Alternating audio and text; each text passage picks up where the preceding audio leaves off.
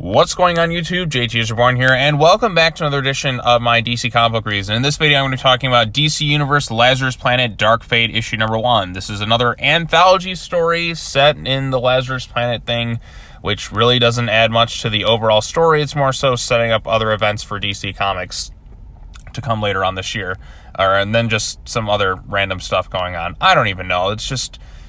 yeah, God, Lazarus Planet, man.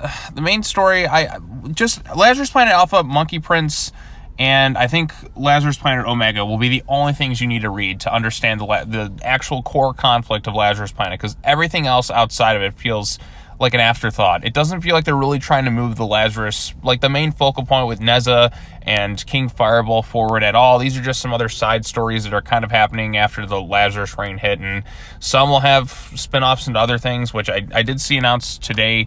One of the comics here, or stories here, like Spirit World is going to get something, City Boys another one, which was something in the other anthology thing I covered, and then something else I can't quite remember off the top of my head. But this issue, we have 4 different stories. The first one's a Huntress-focused one. It's her in just Gotham doing her thing, Arkham Tower. Really nothing to write home about.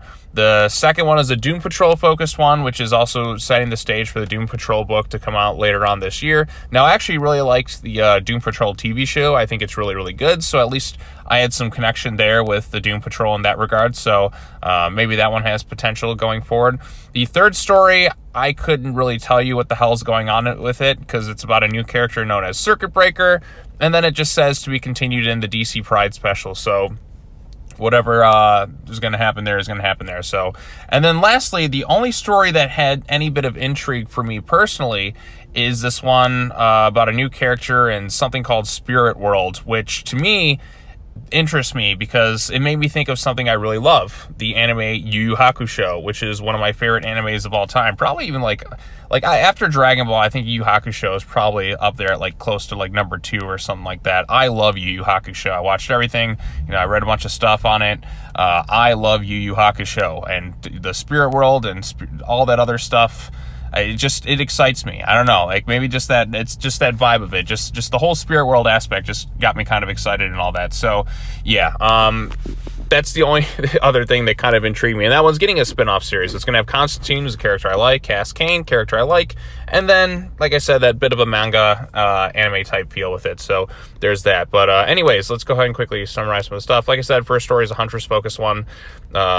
Some shenanigans go on, I guess it was an Arkham Tower or something, and that's pretty much it. Nothing all that interesting. It just says to kind of be continued, and a bunch of weird stuff. This one's written by Tim Seeley. I like some of the art in it, in particular this one shot of Huntress right there in the rain. I think that shot looks really cool. And who did the art on this one? Waldemar Rivas. Yeah, so Huntress looks pretty good here, although I will say, I don't know what Huntress is, because sometimes Huntress has been drawn with a lighter skin tone, and then sometimes they draw her kind of with more of a brown skin tone. Here it's definitely more Caucasian looking, so I don't know what they're going with Huntress, because at the end it's just kind of all over the place at times. But that's just one thing I kind of pointed out. The next one is a Doom Patrol focused one. You get various characters like Robot Man and all that in there, and they're trying to rescue somebody, and they kind of come to agreement hey, we need this character for our team, and that's the way it's going to be. And says to be continued in Doom Patrol next month. So there you go. Doom Patrol, some good stuff. Go watch the show, which is sadly ending, but at least we had 4 seasons of it. Then we have the story that I care about the least. This one, I have no idea who's who and what's really going on. This thing mentions the Still Force, which I never really liked the concept of the Still Force. Speed Force sounds cool. You can travel time without Still Force, so you're stopping. I don't know. It just seems kind of boring to me. This character, who I guess is known as Circuit Breaker, some stuff happens. They can take powers and all that other stuff. Nothing all that interesting, and it just says to be continued in the DC Pride special. So there you go. I guess look forward to that if you're interested in that. And I don't know, I just didn't care for it. But then the last story, which is the only one that was kind of interesting to me, because it definitely had a more of a kind of more Chinese right here, I suppose, but a more of an Asian type look with it, with the whole mythology angle and all that. It seems to be DC as of late is kind of tapping a lot more into Chinese mythology between this and Monkey Prince and all that stuff. But this one actually has kind of a neat concept. Look at that sword, that feels straight out of an anime. So and then we have some great looking artwork in this last storyline here, especially with Cass right there. and some other stuff happens. Constantine shows up, and the ending of the issue has Cass trapped in the spirit world, which I guess, in terms of continuity, this is set after what's going on in Batgirls. I honestly have no idea, or maybe this is set during. DC continuity, man, I tell you what, I have no idea where anything takes place anymore, and it's so all over the place. I just don't know what's going on with DC. I will say this, once we're done with Lazarus Planet, I don't want any more events for the rest of the year. I think we need a good hiatus from them, because we just had Dark Crisis, then we move right into Lazarus Planet. I just want a long hiatus from events where I could just read some normal comics, just single issues in that, more focused. Everyone's all caught up in terms of where we're at. We're all in the present day. Like, okay, continuity, we're all on the same page here. Go tell your stories. We'll be good to go. But yeah, so the Spirit World one, that one kind of intrigues me. And I know it's going to come out like later on this year as a Spirit World comic book. But I like Yu Yu Hakusho, so at least that particular story spoke to me. But everything else, so didn't care for much at all. There's some nice looking artwork sprinkled in throughout this issue, but not much else really going for it for me. The only one that had an interesting hook was the Spirit World one, because I don't care about the Still Force. That character and whoever that is, I had no idea really, because this to me is my first intro to it. Maybe they appeared in other stuff, but I'm not entirely sure. The Doom Patrol one is fine, I suppose, but it's going to be setting up for another Doom Patrol story, so if you want to read that, you can look forward to reading that. The first story with Huntress didn't do much for me. And yeah, so there you go. That's Lazarus Planet Dark Fate.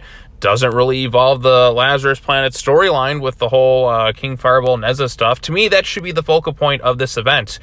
But we're just kind of all over the place with just random sporadic stuff. It's like they're just using Lazarus Planet as a means to launch new stuff, which I get, but I just want a good event where even the tie-ins really add to the overall story and are engaging. I feel like DC has not had that in such a long time, and it's a real shame too. You have all these you have this great IP right here with some really incredible characters, and this is just, it's not the best use of these events. You know what, why even have like all these other Lazarus Planet tie-in things? Just call it something else. Like, okay, here's a random anthology book we're going to release, kind of like Urban Legends. It's going to introduce you to new characters. Don't title it Lazarus Planet. Do we really need that? You know what I'm saying? I just want the tie-ins to really add to the main story that's going on here. This is just a bunch of side like quests, and it doesn't do much. It just says, okay, Lazarus Reigns affect things. Okay, there you go. But yeah, I just want something better. And Lazarus Planet, outside of like the main issue, the Monkey Prince, which are really kind of the focal points, there hasn't been anything all that spectacular to me. It's just kind of another event that's just kind of coming and going, and I'm still reading every single issue. Ugh. I'm just tired anymore, so we'll see where it all goes from here. But anyways, if you have any thoughts on it, let me know in the comment section down below. As always, take care now. Bye-bye then. I'll see you all in the next video, which will be me covering Batgirl. So look forward to that. All right. Peace out.